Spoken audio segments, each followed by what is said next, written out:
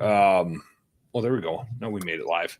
We're White Bear, right? We're White Bear. So it's like, it's either 30 minutes, sometimes it's 20, sometimes it's 50, maybe an hour on a bad day. But I usually figure 30 minutes to the airport. Oh, here we go. Look at this. I hit the live button. We're going live on the Instagrams. Woohoo! How cool is that? First timer here. First time going live on the Instagrams. You're in Chicago. What do you do in Chicago? Just visiting some clients down here. Partying. Oh. I'm doing this.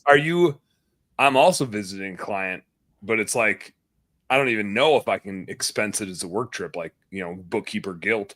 Are you guys working, or are you just having a shitload of fun? We're working, but it's a shitload of fun, like you. Yeah. I love being in the trades. I've never not had fun. Like I love it. It was the best thing I ever did was get in the trades. Yeah. It's a blast. I love it. Do you have any alcohol with you, or since you're marooned to your I don't. That's why I got my pickle juice.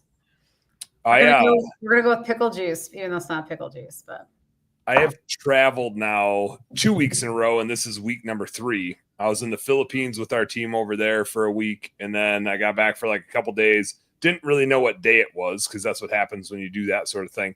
And then I was in Raleigh last week at a smaller convention, like a really tight group kind of mastermindy convention thing for lighting folks. And now we're doing like a family trip.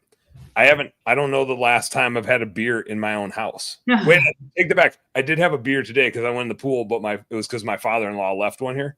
So I drank that beer that he left here. So here's what I have. This is literally what I have on standby, because that's all I could wrangle up. First shout out to my homies at Unique Genius, because all of our bookkeepers come through their strategic partner program. There's some tequila in here. And then there's like a little like mixer cocktail-y thing that Marty, my wife, had. But it was like the small little can. And so then I took the last little bit of lime juice that I had and put it in here. And this morning, my wife bought a juicer, not like a steroid machine, but like you put a bunch of shit in and it juices it. She's on this crazy, like wake up way too early and exercise kick. And so she's doing all these healthy things, and one of them is juicing. And so we have this juicer, and this morning we threw like watermelon and apples and cantaloupe and strawberries and all kinds of fruit in there.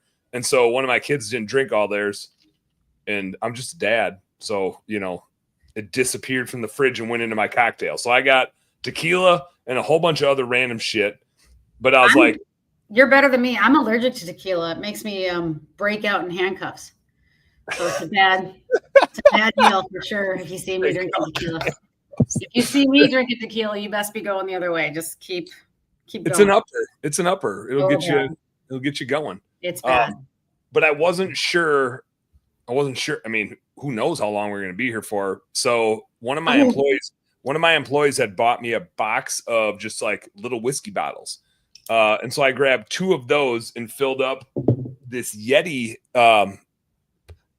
Owner of this, if you're out there, let me know. I grabbed this off an airplane on Saturday because you left it in the seat back, and I tried to catch up to you, but you were long gone. So there's a man out there who this belongs to. Good guy. He was drinking Jack and Cokes right alongside me on the flight back from Raleigh, but I think he had a connecting flight. And then I tried to like grab this and catch up to him. There's a man out there who's missing this. But in the meantime, I filled it with ice and I brought a little glass. The Jack and Cokes are probably responsible for why he left that on the plane, would be my guess. Could have been. But I mean, it's a 4-hour flight, and he just like one double Jack and Coke. I think he was like, we got delayed in Raleigh. And so I think he was in that mindset of like, I got to run. Where in Cebu do you have a team? Where I mean, Philippines, but we have folks in Cebu. That's why I was asking. So they're kind of scattered all around. Like we contract them through Unique Genius. And when I was there, I got this badass mug. So they had, this is like the best way to do a company get together is I have 12 people with them spread out across the Philippines. But they do an annual summit to bring all of their team members together. And like the people on my team don't know each other, right? We all work together, but they've never actually met in person. A couple of them have, because that's how they got into Unique Genius. But so Unique Genius is already paying all the money to get everybody on their team together. And Angela and JC that own that business are friends of mine. And I was like, hey, can I come? Like, you're already doing the thing. Like, can I just come and hang out and add some value and whatever? So I got up on stage and talked a little bit and got to like add some value and hang out with my team. It was just so cool to like get over there and meet all these people that I've worked with for 2 years and I've never actually like met them. Now, the downside of it was my US team, who I have also never met in person.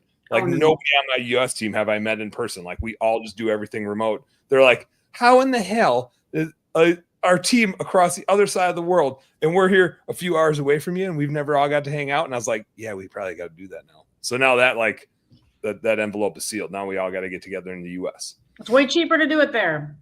Super way cheaper. Yeah. Crazy way cheaper. Flights a little more, everything else a little less. Yep. Yeah, we have probably now a dozen employees all in the Cebu area of the Philippines, like direct employees. Same thing. I mean, it's just they're amazing people, amazing workers. We do a lot of development, so then we're able to hand it off, in the evening, and then we wake up, come back to work in the morning, and stuff's done and ready to go. I love it. Yeah, stuff just keeps moving. Yep. Guy who was on here who let you into the room, Jai guy, or also known as Jisis, because he's like behind the scenes. He's just making things happen. It's magic. He's our producer. He's in the Philippines, and I've been working with him for like 5 or 6 years. He doesn't work with Unique Genius, but because he works with me and like other people in our group, they fly him in too. So I got to meet Jai, our producer for the show, and his wife, and that was like, it's just so funny working with people for that long. And it must have been good because he's still talking to you, which I'm impressed. I feel like if we meet in person, I wouldn't talk to you anymore. But yeah, I was to say there's probably gonna be some punches, some elbows. Who knows? Who knows what's gonna happen? Especially if there's tequila involved. If tequila's involved, my prediction is I'm gonna be getting you out of every fight. Like you got to spit fire. You're gonna be like in the mix. You're gonna be picking fights with people 3 times your size, and then I'm gonna be in there. I'm like, no, she's just being funny. Like that's exactly that's what just happened. My poor husband, he's a golfer. He made me day drink on Saturday, and not maybe. Let me start over. He said we're going golfing on Saturday, which is like saying which equals we're gonna day drink. Yeah. Right. That's what I heard. I'm familiar with how the sport of golf works. Yes. So like by the 4th hole, he was with the guys group. I was with the gals group. By the 4th hole, I caught up to him. I said, just so you know, this is gonna be a total shit show. Like this is just up for the record. You voted for this. You voted 100%. for this. You asked for it, and it really was. It was an absolute shit show for the record. Yeah. So that's fun. Yeah, I love it. How was the golf? I didn't golf. I just did drink. Yeah. Oh, that's exactly how golf goes. Yeah. No, I literally I didn't even get out of the cart. Everybody else golfed. I was just like, I'm perfectly content sitting right here having my cocktails. Yeah, good strategy. How were the cocktails then? Well, how was the golf? How was the drive? How was the drive? The drive was amazing. The golf for everybody else, I think, went really well. Everyone was smiling. I brought a little bit of mango monsters and vodkas. Much like you, I had a container of ice, a container of vodka, and 1 monster, which apparently is not the right ratio, but it worked for me. Strategy. And then pretended everybody was, getting birdies, so I could do birdie juice throughout almost every hole, which was probably the actual problem. That could have been. You were just like trying to like manifest it. You That's just wanted to succeed, so you were willing it. You were willing it to happen. It was bad. Whether it happened or not, at least somebody was pushing hard, giving it. And it was not my best performance. We'll just put it that way. Can't win every time. No, really can't. If you didn't have a bad day, the good days wouldn't be that great. I had a great day. I'm just other people may have suffered from my great days. All I'm saying. We've all been on both sides of that. It's like a handicap. It's like it's yin and yang. It's pendulum. So I was dying to talk to you. Not that I want to talk about work all the time, but I was dying to talk to you about like how you're seeing AI impact your side of the business. I mean, we do our side of the business. I was curious. I mean, it's got to be wild. We're seeing so much. It's got to be wild for you. This is going to be hilarious. You're going to laugh at me. You're going to think less of me when I tell you this. Not possible. Bar is really low. Today. Good. Then it's just like my marriage. That's exactly what I'm shooting for. Is just set this real low standard. Today, I used AI for the first time. I've avoided that. Yeah, I told you wouldn't believe me. I'm such a I'm out when the computers take over. I'll go live in the woods. I'll go kill all my shit. I don't need computers to live. Like I'll grow my food. I'll kill my food. That's not my idea of a good time, is when something else is doing my thinking for me, which is a slippery slope, right? Like I understand we all use computers and technology, but the minute like it starts doing all the work, I think I'm going to use it because I can't change what the world's doing. I think it's bad for the world. I think it's bad for humanity. I think it disconnects people. We'll figure it out. We always do. And I'm not trying to be like the naysayer that avoided using the internet type of thing. But I'm highly skeptical of it in the grand scheme of humanity. I think we've been on a bad path for a long, long, long time. Like forgetting how to do real shit by ourselves. We're getting weak and dependent on stuff, and it'll be the demise of our societies at some point. But I'm just one fucking dude, and I'm not going to change like the course of the trajectory of human history. And somebody said it really well to me, which was, you can either, if you're going to avoid it and think you're going to get beat by AI, like that's not what's going to beat you. The person using AI is going to beat you. That's what's going to beat you, right? Like, it's like, don't be afraid of it. You will get left in the dust either way. And like that resonated with me because I'm like, yeah, we've watched that happen through history, right? Left in the dust, I think, is all relative because it depends what your goals are. But I've been a skeptic. What's the word I'm looking for? Skeptic. Yeah. Skeptic. I went with skeptist. I'm going to stick with skeptic. I'm not going to judge. I'm just a bookkeeper. I don't do the word things. I do the number things. So I could have asked AI, but it's just coming straight from Dan's mouth instead. I'm a skeptist. But I've been skeptical of it for that reason. And so I've kind of avoided it. But again, like it's just not my world to change. So today I did my first prompt in Gemini. I skipped right past ChatGPT. I was like, screw you guys. You guys will be gone. You're going to be the MySpace. You're going to be MySpace and AI, baby. That's what they're hoping. Who's going to win this game? I don't know who's going to win this game. But I get it as a tool. Like, it is pretty nifty. And the reason why I'm like, the curve that I've been on, this has been my trajectory through AI, which was like, son of a bitch was my first reaction as it really started like taking off. I was like, damn it, this is just not good. And again, like big picture, not good. Not in like the scheme of just you and I operating businesses. And then I kind of got to the point of like, I need our team to be figuring out how to use this shit. Like there's a lot of work that we need to do that we can do better, faster, more concise, whatever, and execute better if we're using this. Like we need it as a tool in our business if we're going to stay competitive. And I also made an episode on our radio show questioning when QuickBooks will go away. Yeah. Like, I don't think QuickBooks can move fast enough to be the solution. So here we go. Val was a witness. Val was on with me when I used AI the first time. She was there. She has that claim. I'm impressed. She can lay that over me anytime she wants. She'd be like, you want to know how stupid this guy is? I was there like 5 years. I like that she says you're on the AI train too. Like, I'm bringing it now. You're not wrong though, Dan. There's a bunch of studies that have come out already saying that AI is making us stupid. Oh, for sure. Because yeah, so many things have. Like you stop thinking like, how should I word this, right? And you just it does it for you. Yeah, that's crazy. So you've never been in like a driverless car? You've never like done anything like that yet? I had I got a new F-150 a little less than a year ago, and it had all the stuff to drive itself, and I was like, fuck this. You haven't done it? It's so cool. Oh, I did. I did not like it. Then you used AI. That was a little bit different though. That was a little bit different. It doesn't drive nearly aggressively enough. Like it couldn't decipher, and it would ride the center when there's like a car right there. And I'm like, no way, I am out. If there's a car right next to me, I'm always hugging the other side of the lane. I'm speeding up to merge. I'm not slowing down. I'm never slowing down ever. It just didn't know. This is why I always cut off Teslas, because they have to stop. That's super fun. So when you're trying to merge, when you're doing the zipper, and I'm that person, like you're supposed to zipper. I hate when people don't zipper. What the fuck is wrong with people? Why don't they know how to zipper? I go up to the front. I find me a Tesla or some other vehicle like that, and I know I can just work my way in because that bitch has to stop. The Oh my car will God, stop Katie, it. you're freaking brilliant. You're brilliant. I always, the zipper merge, now you got me going. Now you got me going. The I'm zipper telling merge you. is like how I know who's stupid. The Right. But person this that is like, what I'm the person that tries to like block everybody else from going to the end. I'm like, you idiot. You just brought whatever merge point that was, you brought it. Now we're all that much slower, right? Like Yep. you're so selfish that you don't want people to cut in line because you weren't smart enough to know how to zipper merge. So you merged early, then you got mad, and then you stopped, then you started blocking everybody else because you're an idiot. So your only defense is to make everybody else suffer because you are a fucking moron. That's why.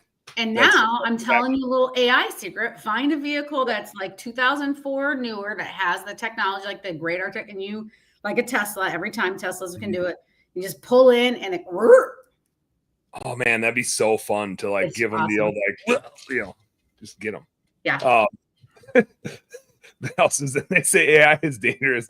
I'm thinking I trust AI to drive me more than you two humans. I don't blame you. Don't hate the play, I hate the game, Val. It's the game. That's what insurance is for. Well, you won't need it because they have to stop. That's right. Just go. That's right. But so like I definitely in the bookkeeping space, I don't know that it's going to be QuickBooks. Like we use QuickBooks Online exclusively, and maybe they get it right. To date, their intelligence has been awful. Like I feel like we are QuickBooks babysitters. That's what people hire us for. There's still a lot of nuance to why somebody measures something this way versus that way. Like I don't think humans will get replaced in that sense for a while, which is hard. It's hard to say a while because AI moves so fast that like a while might be 6 months from now. I don't know.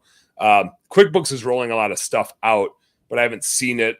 It'll definitely impact our bookkeeping space. And that was a big thing that Angela and JC talked about at their Unique Genius Summit was they actually rebranded from virtual assistants to strategic partners. And one of their team members had like got up on stage and said, I built all these systems and processes for my last employer. And then I got fired because it just trained the AI. Right. And so, and Angela's been in front of it saying like, hey, if we're just VAs, which is funny that like just always gets put in front of VAs, like just virtual assistants. But if that's all that we do, we will get replaced, right? Those tasks are going to get replaced by AI. And so we have to be adding value. We can't just be doing tasks because the tasks can just, we've seen it in the past, right? A task can get replaced by a computer, and that's what's going to happen. At some point, on the path we're on, everything's going to get replaced by a computer, and who knows what that looks like. Not your buddy, not your pressure washer buddy. I don't know how you. At some point, robotics will get there. It's inevitable.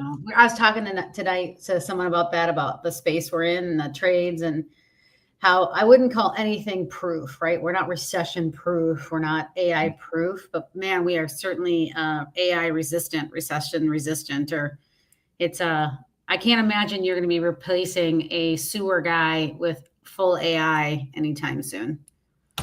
It is crazy the robotics that they have, though. Like those are coming. They're not coming along as fast as AI because they can't teach themselves in the same way. Like, but at some point, AI will be able to teach them. And we're all uploading our consciousness to. Angela pointed out to me today on our radio show because I was like, oh man, I do these like financial analyses for our clients, and it's a like a unique skill set of mine. Like I'm not the world's gift to financial analysis, but I have a weird lens of I've run a lot of the businesses our clients have. I spent decades learning finance. I know the accounting and I know what being a business owner is like. And so I can wrap that all into like here's where you're at. Here's what's happening. Here's the decisions you need to make. Here's the things that influence these things. And I could teach that to AI, right? Like there's a pattern to it. And when certain things are off, it means this and this and this. And it's like one of three things. And so if I fed that enough to AI, I could just have a computer do my financial analysis for me, like the plot of financial analysis tool. And I was like, man, I'm just leery of doing that. And Angela goes, Dan, it's always listening to you. I don't care if you're using it or not. Like it already knows. It knows everything that you know. And I'm like, yeah, this is why I don't like it. Yeah. Like, well, it's like we have, if that's the case, none of us have anything valuable anymore. Like we're all just a product of a bunch of AI, and the computer's going to do all the thinking. I don't know what that world looks like, but I don't actually think it looks fun. No, that's interesting because there's a lot of lawsuits about that right now. But I was going to ask you about that because I was just at Lance Bachman, LB Capital has like this mastermind they do every quarter or so. And I got a chance to be at their last one last week in New Jersey.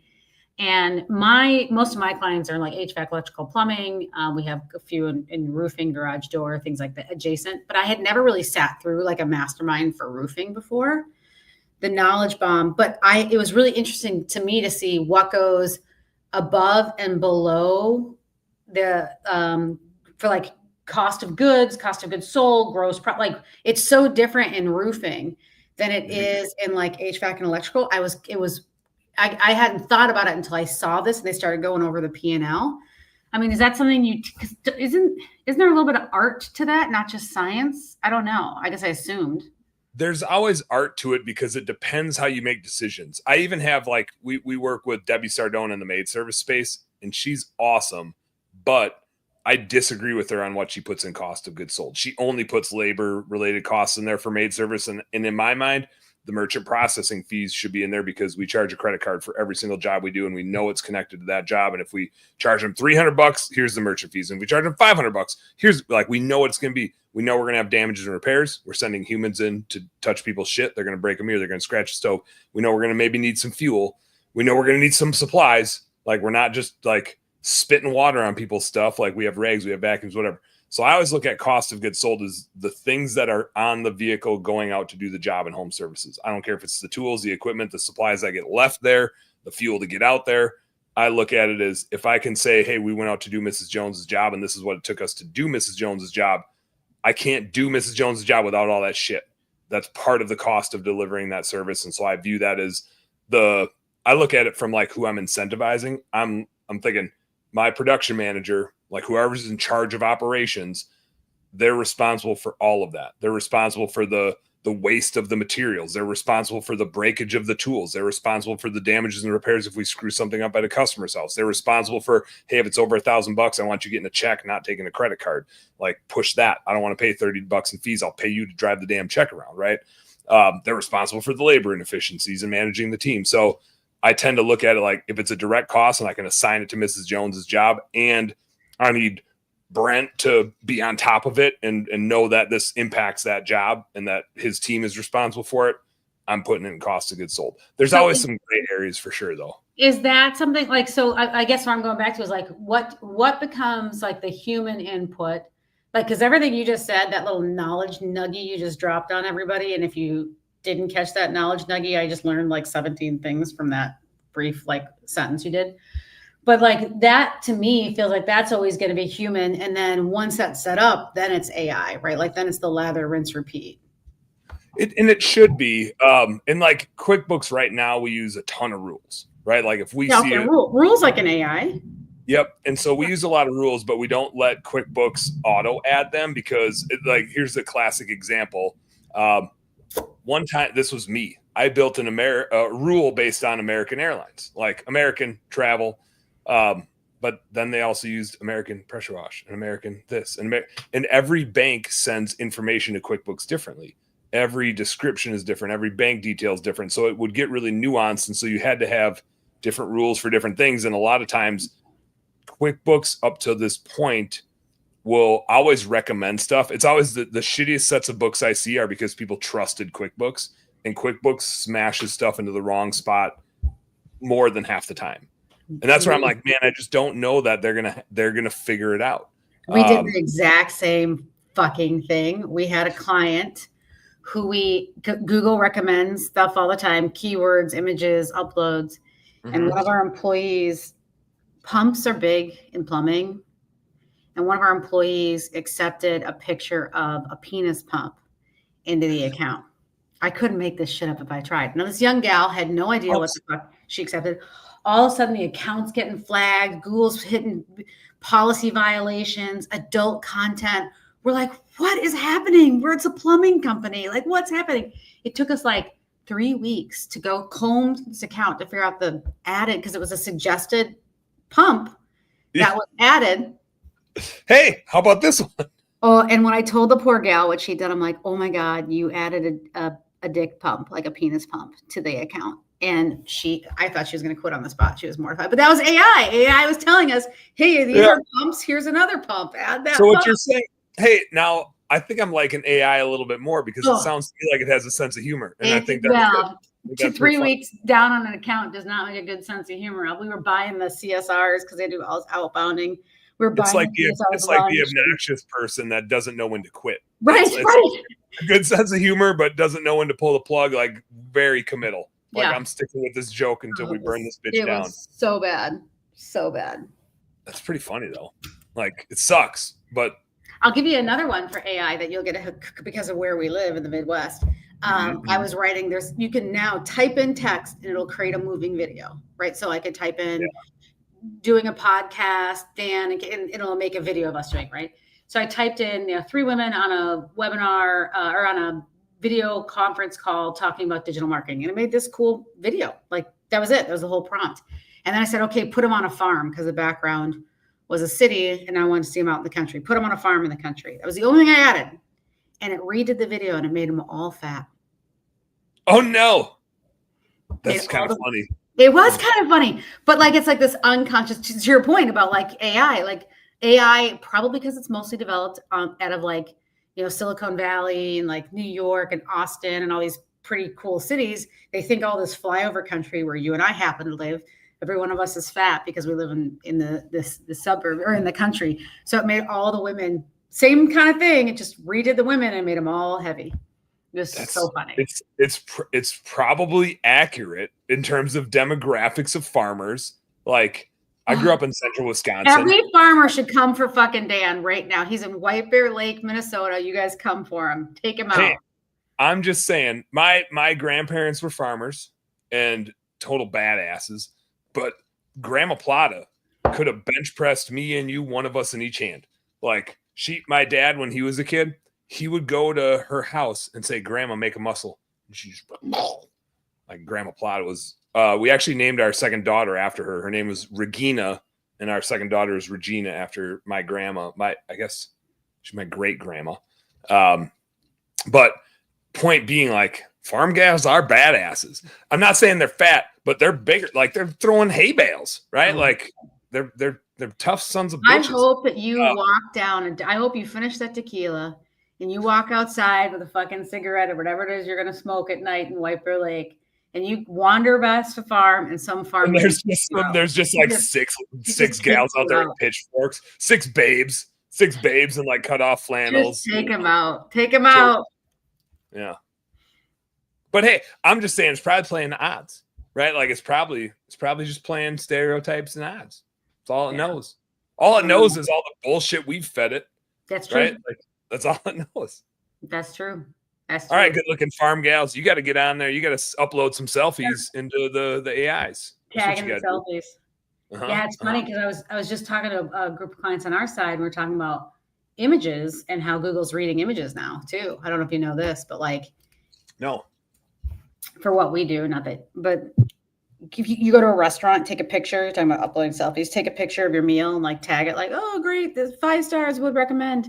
It's looking at the picture that you uploaded, pulling the ingredients from that picture, and then utilizing that like keywords. So you can type, you're in White Bear Lake, you could type vegetarian restaurant near me, and the top 3 restaurants that come up might not be tagged as vegetarian, but a lot of the photos had vegetarian options in them. No shit. It's reading the photos. It's reading videos. It's crazy. Like I was gonna say, like, it'll get a lot of that stuff wrong over time, just like the nuance of it. But I do think that's some of the cool stuff that AI can do is it can like speed things up for us. Yep. My worry that you pointed out earlier is we're all just going to get dumber. And I don't know that we know how to, I truly don't think as a species, we're disciplined enough to, some are, but I think a lot of humans will just like take it for granted and get really dumb. Did you see Idiocracy? I was just gonna say the same thing, and I'm like, actually, I think we talked about this on our last episode. Maybe because it's like one of my favorite movies of all time, and I always tell people, I'm like, we're just Gatorade away from being Idiocracy. So. I think it is my wife's favorite movie, and one of my favorite like montages is when it goes from Fuddruckers to Buttfuckers. And I see Gatorade turning to Brondo, and I can see these things like working down the pipeline. We're going to be there. I don't know if that was 500 years. I don't think it's going to take us 500 years. I don't either. I think we're going to get there a lot faster than that. But in the movie's defense, they identified Crocs as a stupid ass shoe, and we all already have them, and they're very comfortable. And I, for one, would vote for a President Terry Crews. I'll just throw it out there. Wasn't Terry Crews the president in that? Mm-hmm. Yeah, I support his candidacy.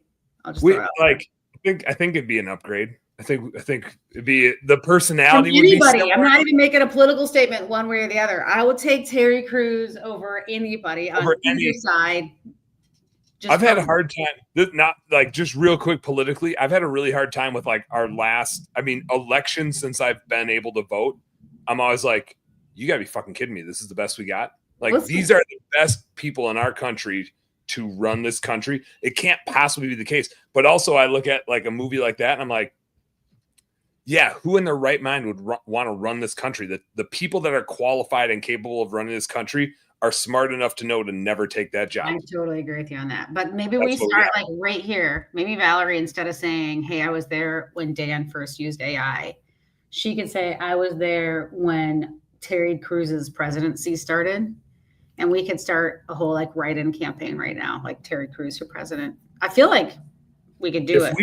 If we told AI enough, AI would tell everybody else for us. That's true. And then we need to go. That's true. I missed this one from Val earlier. Val said, AI so far is notoriously bad at making decisions. Research, yes, but we will need humans to understand human nuances for a while. And I think, we're all teaching it, right? So I don't know how fast that happens.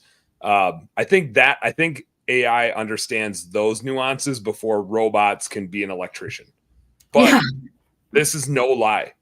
Today, I think it was this morning, I was brushing my teeth and in my brain, and I registered the thought, not specific to like talk about on here, but I literally had the thought process go through of, man, when AI shuts my business down, like, should I do HVAC or electrical?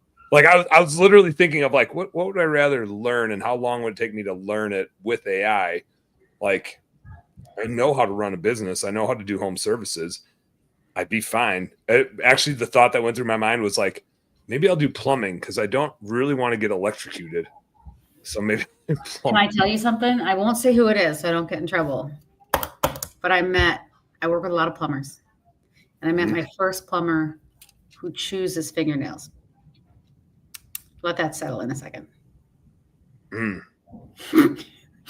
I was shocked. That's an interesting take. I'm talking to him. It's been a long time. I've known him for a long time. I'm talking to him, and all of a sudden I see him start chewing his nails, and I think to myself, well, has he worked his way till he's like fully out of the field, maybe? So I don't care who you are. Like, I don't have anything against chewing your nails. Like, chew on your nails. You're a fucking bookkeeper. Like, what are you going to get on there? Like pencil lead? But when you are a plumber and you work around plumbing, the fact that you even thought about putting that nail into your pie hole really makes a statement. It's all I'm saying. I just wanted to leave that up there for you. Hey, like we were talking about earlier, low bar. Guys are setting a low bar. Just wants to be able to step right over it. I was a little shook by that one. It's stuck in it's living rent free for a while, I think, for sure. That's a funny like little nuance to notice. It's funny. I do my daughter, my 9-year-old, chews her nails, and it's just like crunch, snap, and I'm like, Jesus, Danny, like just chill out. Like, I don't have a problem with the crunch as long as you don't have like I don't know, it'd be like a foot masseuse or whatever, or a pedicurist like chewing their nails. There's certain careers that do not align with chewing your nails. Just throwing it out there. And when you're out at your friend who's pressure washing, you can ask him to teach you pressure washing because you can pick up that trade pretty easy. You could do numbers. You could do it both at the same time. You could be like 1 + 1 with the pressure washer equals 2. Val's coming at me. Val's coming at me. She says bookkeepers scratch their cracks too. Oh, that's hilarious. I think I'm going to start chewing my nails. I'm not a nail chewer, but I'm always looking for cool habits to pick up. Then it rules out plumbing for you, though, when you change careers. I'm just throwing it out there. You think I would get so addicted to chewing my nails I wouldn't be able to quit to start a new career? Just think about that. Let that just resonate. Like let that just like wash over your body for a second. Hey Val, can you teach me how to do HVAC? Val does HVAC, so maybe she could teach me. Then I can do HVAC stuff. Val, you ever seen a plumber chew his nails? Is it just me? I can't believe it. That is pretty disgusting.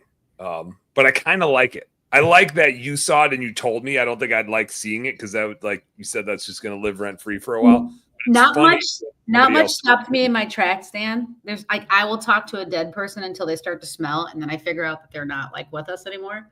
This stopped me in my tracks for a minute, just for a minute.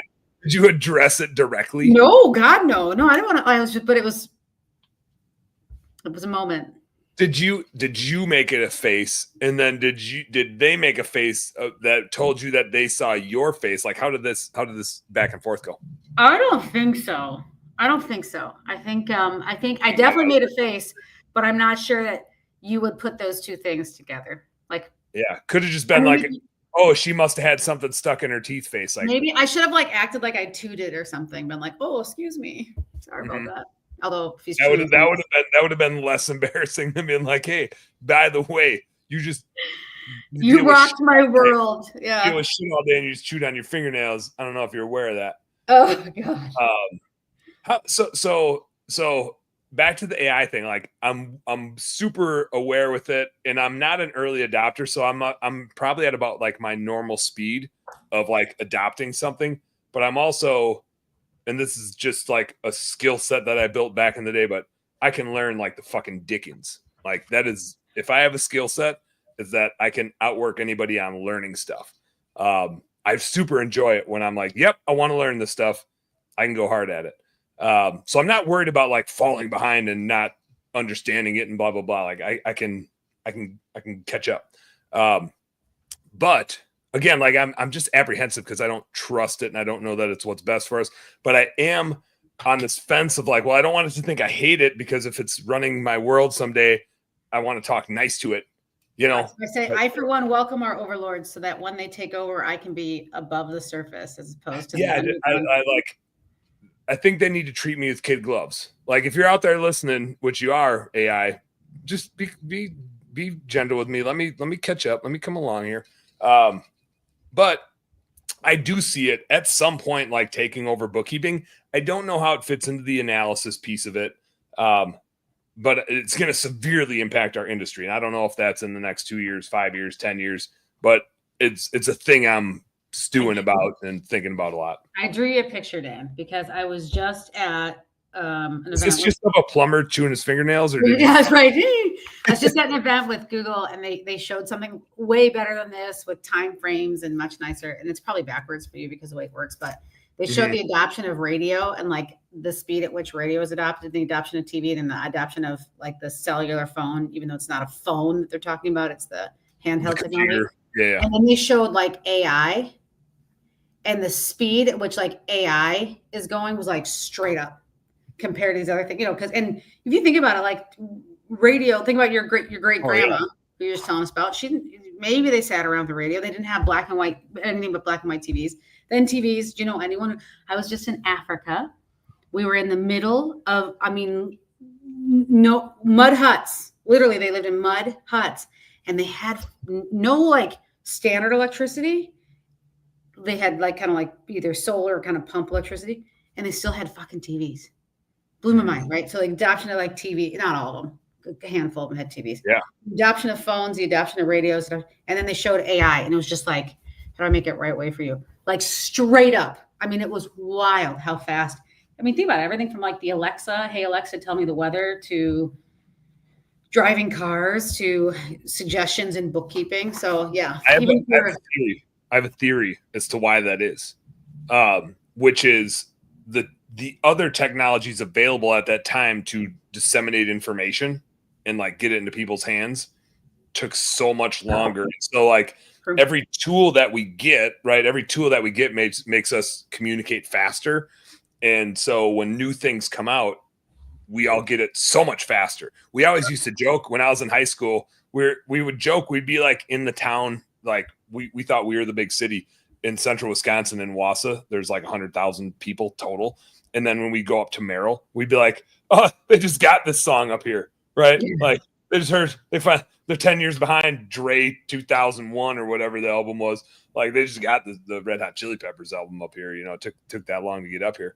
But now information like travels so damn quickly that curve speeds up so much faster because the string of early adopters is just like boom, boom, boom, boom, boom.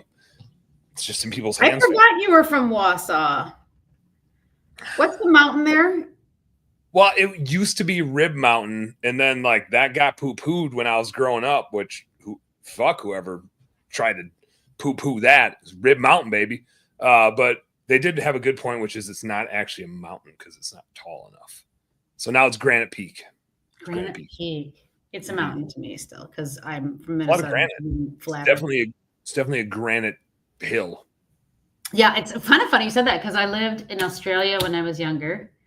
And when I'd come back to the United States, the moms that my friends' moms would ask me to pick up Soap Opera Digest and bring it back with me because they would always watch the soap 6 months later than they were in the States. So they'd get the Soap Opera Digest and it would tell them what was going to happen 6 months into the future.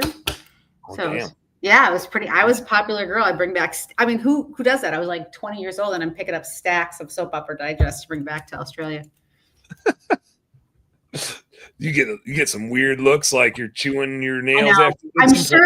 I'm sure immigration was probably like, yeah, right. Like, is this like cocaine paper? Or like, what is she doing? Instead of stacks of this. They probably thought you were gonna like kidnap and ransom people. Like, oh, she needs a bunch of magazines, so she out and put them on weird notes. Oh that's what we did back in the day.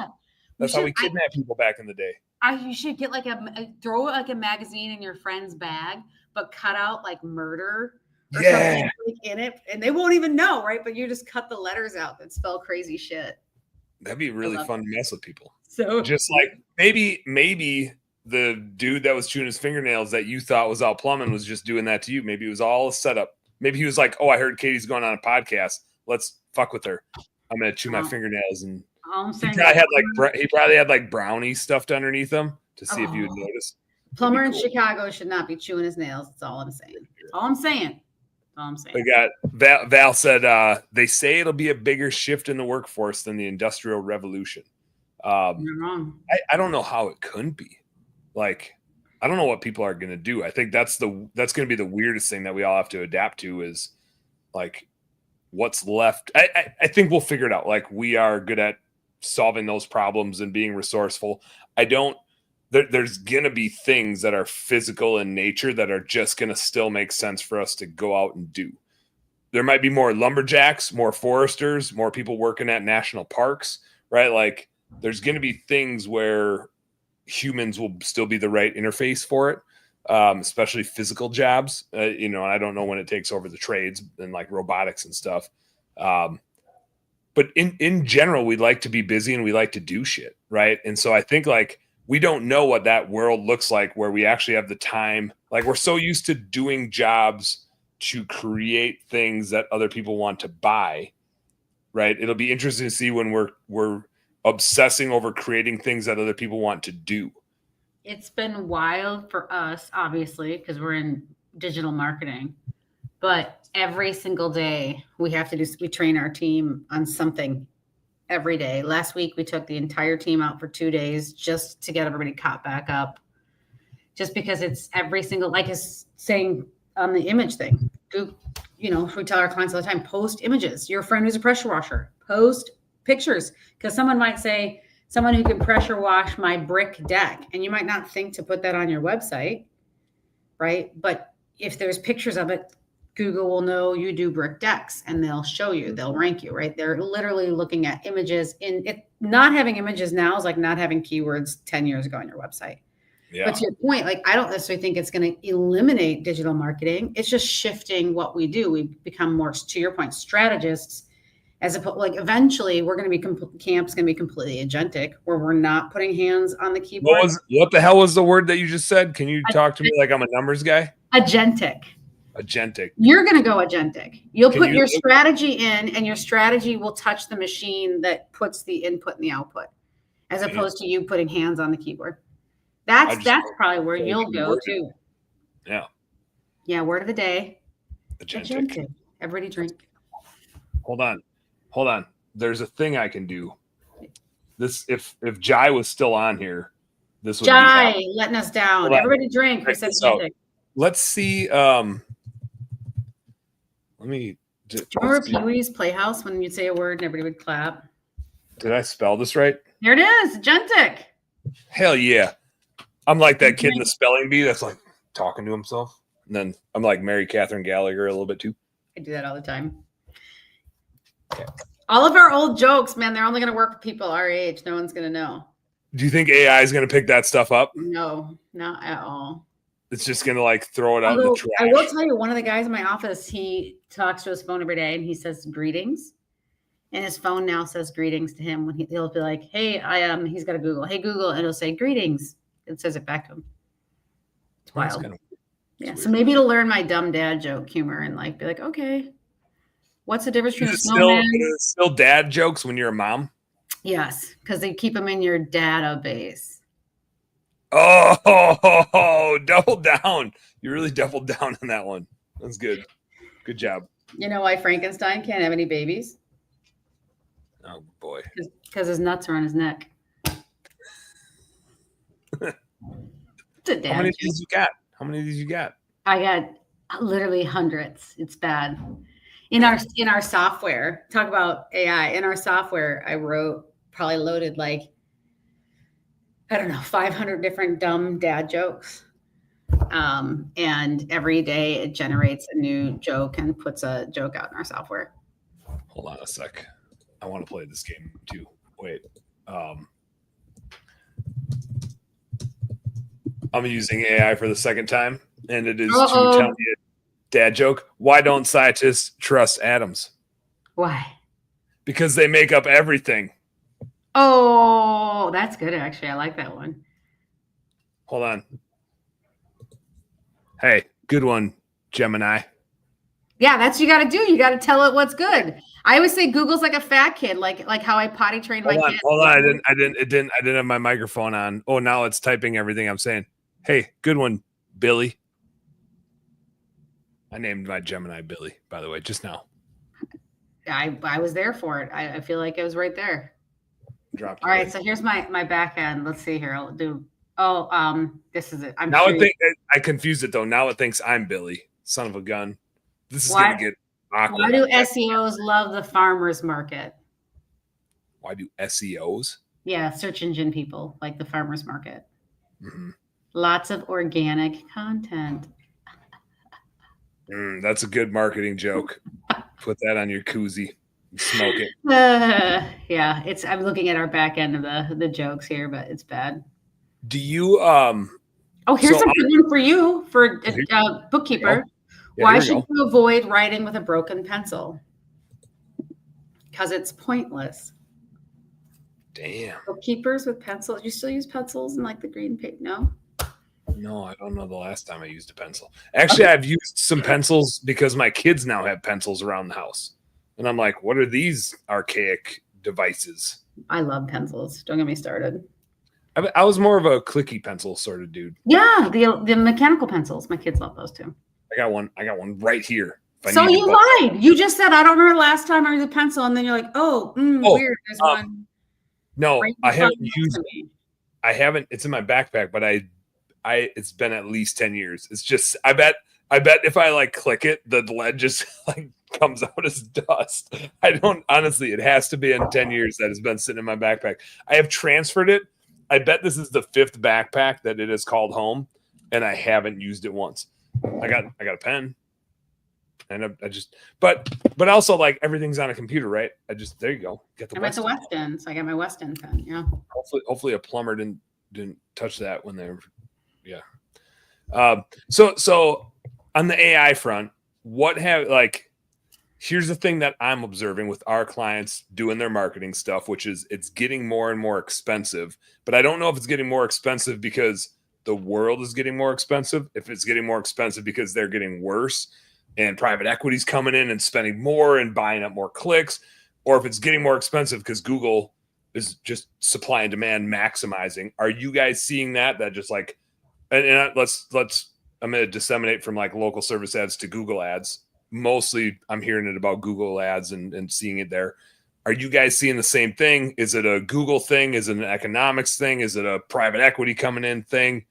A little bit of everything. What do you It's see? a little bit of everything, but I actually think it's people optimizing to the wrong thing. So I was just saying to you that like Google's like a fat kid, and you want, like when you potty trained your kids, like every time they want poo poo on the toilet, you give them a Tootsie Roll, right? Like Google's the same way. Every time That literally happened tonight. You're speaking my language right now. I had this fight and this poop happen tonight. And then you give them, what do you give them? What do you give your kids when they poop on the toilet, when they go on the toilet? It was popsicles for a little bit, but I'm kind of like, nah, I'm out on that. Just go poop. But you at least give them like positive reinforcement. I give them a lot of positive reinforcement, which is good because most of the time I'm yelling at them, and so that's a great way for them to get positive reinforcement. That's the problem with ads that we're seeing, is that Google is really AI driven. And so if you say, hey, every time you bring me a phone call, I'm going to give you a high five, they think they're doing a good job just bringing you calls. So what we've told our clients is you got to shift your mindset. You actually want less leads, but better leads. Okay. Because if I had 100 leads come in and only 50 of them are good, I'm going to like the whole mind shift you have to change to is, no, I want 60 leads that came in and 60 of them are good. Even though the number 100 to 60 is a lot less, I didn't pay for all that junk. I didn't get 40 calls that make me inefficient, that my call center is answering and getting super pissed off about. But you'll pay a little bit more per lead, but you're not getting 100. So actually the return is way better, right? If instead of paying $10 a lead for 100 when only 50 are good, I might pay $15 a lead for 60. So it looks like I'm paying twice, 1.5 times as much. So for us, what we've been coaching people to is like, you got to get smarter about what you're telling Google you want as the outcome. And that takes AI. That takes connecting into their Service Titan or House Call Pro or WorkGitties or whatever. So we've built all those integrations so that we can say, hey, I don't want these calls that didn't generate anything. I want more like this. And it's all AI. So we feed it. Every time you go poopy on the toilet, Google, I'm going to give you a Tootsie Roll. Which is going to be really redundant because it's going to look like what? Because it's input output. Now we're back to prompt engineering. Yes. Mm-hmm. Is that just with like Google ads, or does the same type of thing feed LSA? Like LSA is really like internally driven. Does it matter with LSA, or is it just kind of like you're riding on the boat? LSA uses a lot more AI on Google's side. So the biggest things to rank in local service ads is you have to be getting reviews. I'll give you these little stat candy because you're a numbers guy. Oh, yeah. I think it was last time I looked, 53% of people in the United States have a Google or Google registered or Google enabled email address. So like me, I'm Katie at Camp Digital. Camp Digital is a Google email address, right? Yep. Yeah. So it works just like Google. You can also register your email with Google. So if you do 100 jobs in a month, 53% of the people, 53 of those people should be able to leave you a review. If you ask every single customer, you ask all 100, you should get half that will leave you the review. So you'll get 25 reviews. Mm-hmm. Knowing that logic and then checking your work, that's what you should be sending. You should be getting 25 reviews every single month. If you're doing 100 jobs to get to back to your Google business profile, that will help you rank your GBP. That's probably one of the biggest things. Answering the phone. And those pictures that show people what the hell you're working on. Yep, 100,000%. And if you are in any field management system that I worked with, my God, Jobber, Workies, Service Titan, House Call Pro, any of them that you're using, Sarah, you've got the pictures already in there. It doesn't even take a lot of time. Mm-hmm. You know, they don't have to be. As a matter of fact, most people prefer authentic pictures over like the over polished stuff. It looks more realistic. Your buddy, again, just because you're going there tomorrow, he's on my brain. But if you're a power washer, like I want to see like the actual picture, right? I don't need to see like something super framed up that looks like it was taken in Beverly Hills. I live in Minneapolis, Minnesota. I want to see something that looks like where I'm at. I want to see a shitty, dirty rock wall turn into a shitty, clean, nice looking rock wall that looks like a rock wall that I might have. But it's my rock wall, right? Exactly. Yeah. So it's a little bit different, same kind of principles, but a little bit different. I create a lot of video content because we're here creating video content right now. How does video stuff play into AI? Like, is AI gonna be able to create video content? Is it going to feed off of our video content? I've run home service businesses before. And so like the trajectory has been, like print stuff to more digital stuff to kind of running some ads to boosting some posts. But I feel like video is getting more and more and more popular. I create a lot of video content, and we're working internally to try to like get that in front of more eyeballs. I don't think we're confident enough to start like boosting the hell out of it. But from a marketing angle, how do you see video playing in the home service space, in that like technician world space? So, well, I think I told you to ask this question because it's such a freaking good question. If you did, then we're just well aligned, because I don't read notes. Google said to us at the last event we were at that by the end of this year, looking forward into 2026, they want 40% of their engagements to be video enabled. That's insane. And I believe in the golden rule. He who has the gold makes the rules. So I want to do what they want us to do. Right? Like, does that mean, like, when they say that, does that mean YouTube, or does that mean like uploading videos on your GMB, or what does that mean? Uploading videos on your GMB, YouTube, testimonials. Like I was at an event 2 years ago, and Google, who owns Google My Business, or the Google reviews, was talking about how Google reviews have less and less value to a consumer, and one of the number one things you can do is get video testimonials on your site. Because most of my clients, plumbers, 4.9. How the fuck are you a plumber with 4.9 realistically if we're not gaming it, right? Like Disneyland, the happiest place on earth, has a 4.7, right? Like, oh, I just got the surprise visit because my toilet came loose and I had to replace my toilet for $900. Yay, 4.9. So thrilled Dan did it, right? Like, and I think people believe, like, start to kind of erode the trust there. So video testimonials. Yeah. I just did this. You'll love this. I typed in my iPhone just to show you. I typed in Lucas. We have an intern at our office, and I was trying to show his dad, hey, his desk is set up. So I typed in Lucas, and up came this picture because it has his name on a sign in the picture. So Google is an iPhone. iPhone's reading it. So to your point, like, same thing with video. We do the same thing with video, but I think pictures are easy to start with. But video, images, any of that stuff. Why wouldn't you tag, if you're an HVAC guy, this is a Daikin unit, this is a Mana unit, this is a Goodman unit, this is a Carrier, this is a Train. Take the pictures with the names on it, and when someone types in somebody who fixed Mr. Slim's mini splits, you've got your picture up there, or you've got a video of you installing a Mr. Slim. Who's reading all that stuff? And literally they're giving it the same authority as text now. So it's as important as text. It's bonkers that it can pick that stuff up. It's wild. Can it see this? Yes. Damn. Here, let's try it. Let me take a picture. Yeah, I'll take a picture. Can I help it? Face. Okay, for the record, let's see. There's the photo. Yeah, that's perfect. Yeah, you're welcome. Let's see. Oh yeah, I want that. That's a nice one. Let's start with. So let's go back and type in a couple of queries here. Okay, so I went back to my photos. Hang on, let me go to photos, not the pictures. And type in best. See if you pop up. Let's see what happens. It is cursive. I can't read cursive. That's hilarious. Oh, it did come up. Hang on. Best. Damn. Make sure I spell it right. Wouldn't that be embarrassing? Best. Look at this. I just, so you can see, so people can keep me honest, the things that come up are Dan, Dad, Dallas, Dark. It got the damn, not the, and then your picture.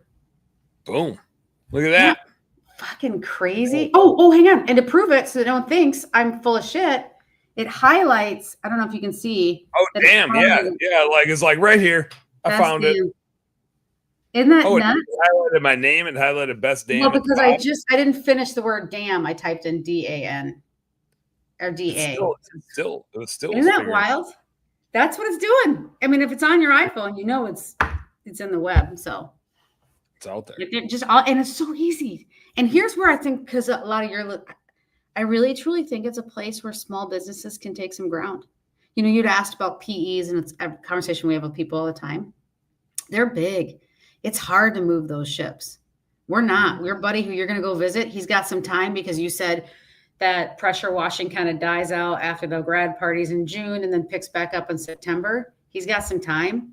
Post some of those photos. You got them in your freaking field management system. Post them. Yeah. And PEs can't do that. They can't wake up tomorrow morning and decide they're going to post a bunch of pictures. They got to get like 17 people's approval first. That's a good point. I was there. I was in that world for a minute. Can't do anything. Right. And you need someone's authority. Someone wants to see the photos before you post them.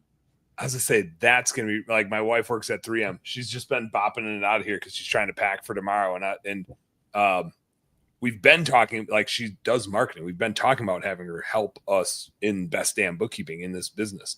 Just, she doesn't have any time, you know, like, she's already like, Dan, you worked and then you jumped in the pool with all the neighbors and like invited them all over. And then I cooked dinner and did the dishes and packing bags while you get to BS with Katie. She's not, I was going to be like, Martin, come. And I was like, oh, no, not a favorite husband right now. Again, you got to keep that bar low. I set a low bar. I don't want to like, I'm not trying to like bring her flowers every day. That creates an expectation that I cannot live up to. This is funny. I'm looking at we got people watching us on the Instagram, but it doesn't show up on here. I don't know how these things talk to each other, but Andy Mashur, if you're still out there, what's up, homie? Sorry I missed you this morning. We'll catch up Friday morning. Send me some stuff. But it's so funny, like with AI, and again, I don't know what the trajectory of this is, but there's still so much interpretation of this stuff. Like, I don't maybe at some point it like replaces all of us because it does all these things, but I don't know what that looks like. And I think there's still a lot of runway of figuring out this nuance of how to use it, how to interpret it, how to put it back into a business.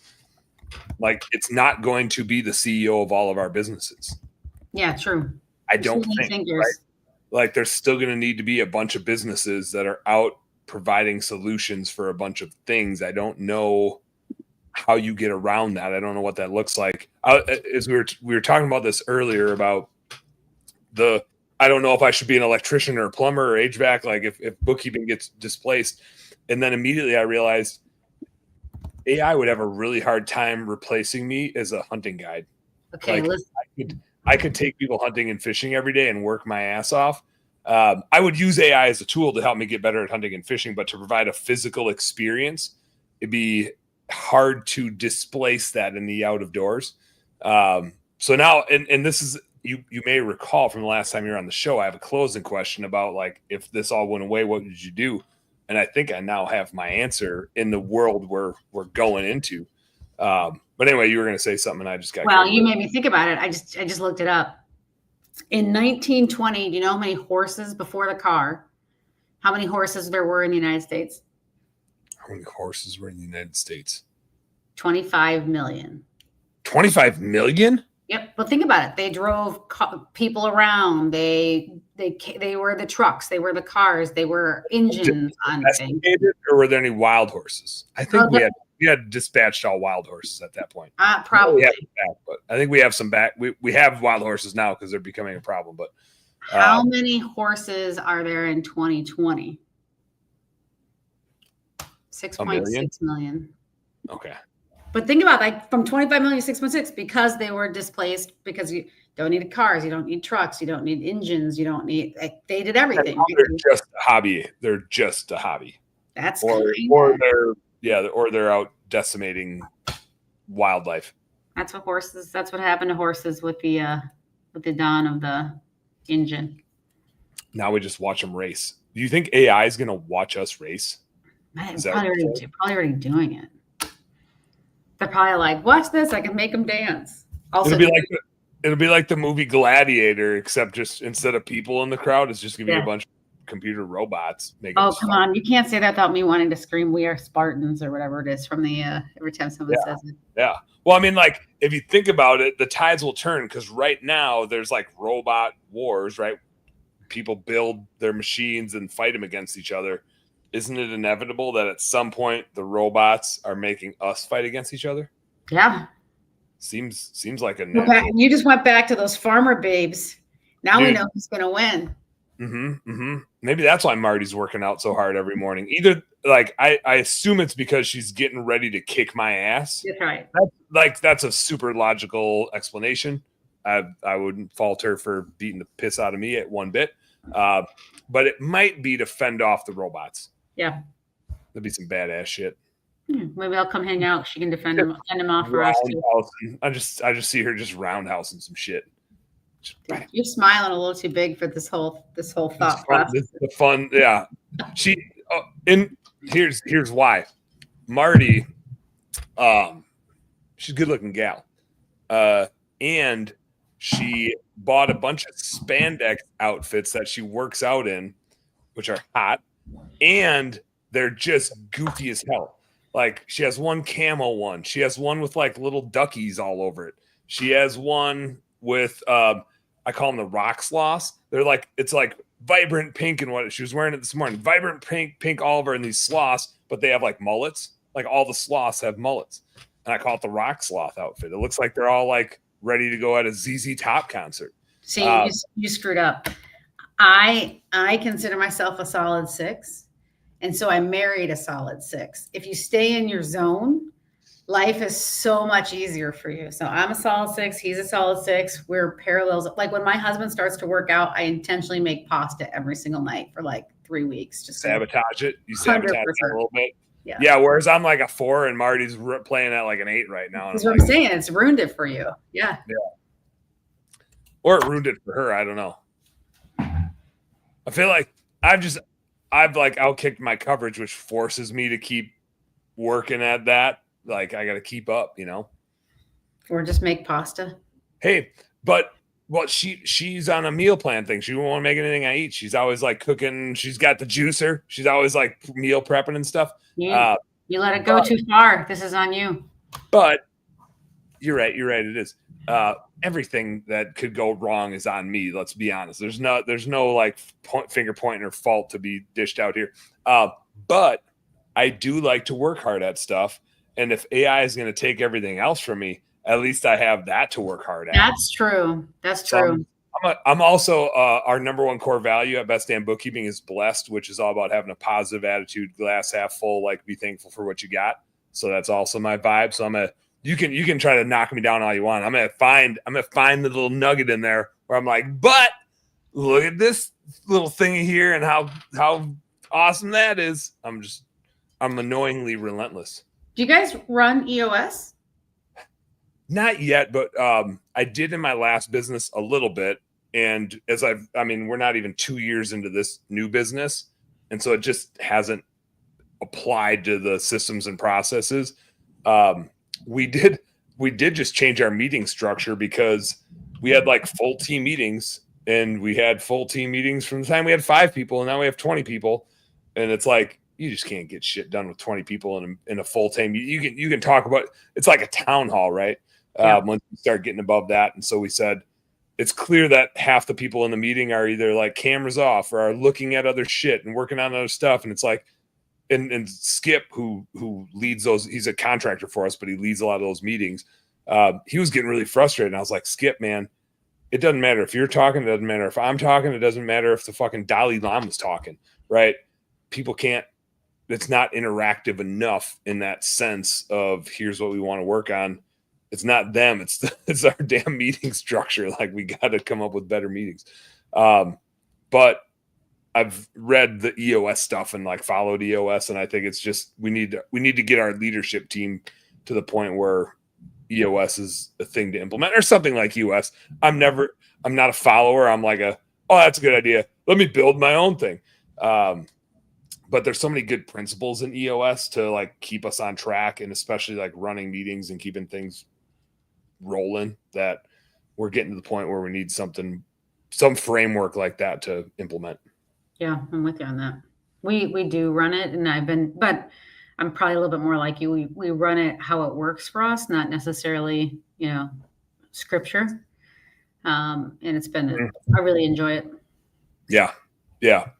It's hard to run exactly. It's like every business is so different. Every team is so different. Our first EOS implementer was like a purist. And we're like, this isn't going to work for us. Like we're not. Yeah. We run with scissors. We don't play well with others. Like no. Yeah, like, those are tough. Yeah, so I'm a little more flexible. So we won't see Andy's comments in here, but they're on my other screen on Instagram. So Andy is one of my business partners, my former business partners in our old window cleaning and pressure washing business. He's the reason I don't pressure wash anymore because I suck at it and I'm just a bookkeeper. But he took that over. So he's got two things here. He's got three things. He said, "What's up, Dan?" And "What's up, Andy?" He said, "We hired an EOS implementer and our first meeting is tomorrow." Oh. So that's happening. He also said, "Dan, I need your advice on how to go on overseas vacations and leave Kelly and kid at home without her wanting to divorce me. What is your secret?" Because I just got back from the Philippines, and Andy, here's what it is. He just ratted you out. Marty knows I was in the Philippines. Like, there's no secrets here. He just flipped the script. If there's one thing I'm phenomenal at, it's not lying because I'm a terrible liar. So I just go straight hard at the truth. And if you don't like it, then fuck you. That's my approach because I can't weave anything else. I can't even tell what's happening tomorrow. How would I hide anything? I don't have that capability. Like my brain's too absorbed in whatever else I got going on. But Andy, I'll say the secret, if you will, is if you have people over there, just like you have people here, you gotta go meet your people, right? So you got Daniel over there right now. You might need another person or two over there. And then you're like, Kelly, I gotta go see my people. Andy's hiring people in Jamaica. He's hiring people in the Cayman Islands now. Andy travels all over the place. I think he's just giving me a hard time. He was in the Caribbean last year about this time, as a matter of fact. Might have been earlier in the spring or in the winter. Andy likes to travel, but yeah, you just got to go see Daniel or get a couple more people over there. It is tricky though. Like when you got kids, it's always a trade-off. Marty travels as much as I do. Hers though are for 3M and are like work trips, and mine. And she points this out. This is she's not wrong, but it doesn't matter. Which are her work trips are work trips. And my work trips are drinking beer with my friends. So which is work. That's hard work, Dan. Don't work. I'm a professional. Don't ruin it for the rest of us. Professional beer drinker, bookkeeper, bullshitter. I've worked 40 years. I just turned 40 almost a month ago now, but just turned 40, and I'm a professional bullshitter, beer drinker, bookkeeper. You said 40, and now I'm yawning. You got me yawning because you said 40. Because I'm old. Hey, it just happens. Happens to the best of us. Jai, producer man Jai, also known as Jisis, also known as Jar, says, "Good job going live on Instagram." So apparently we are. Aww. True. It is true. We are live on Instagram. Producer man Jai. Cheers. I love that your producer said good job on you doing something that producers do. That does. So let's be really clear. I mean, we have a lot of fun on this show. I'm a certain type of show host, and that certain type is not a good one. Yeah. It's just and Katie, I think you and I are crushing this already because the whole point of this conversation is if we were at a bar together, the point of this show is how would our conversation go? That might go an hour, it might go 3 hours, it might, who knows? But if I was at your hotel in Chicago right now, we'd be sitting at a bar having a beer. We'd be having this exact same conversation right now, just nobody would get to watch it. So this whole show is about business owners at a bar with Agentic scrolling across the bottom. We'd be in trouble because if we were at the bar, I'd have a cocktail. You had a tequila. I'd have a tequila.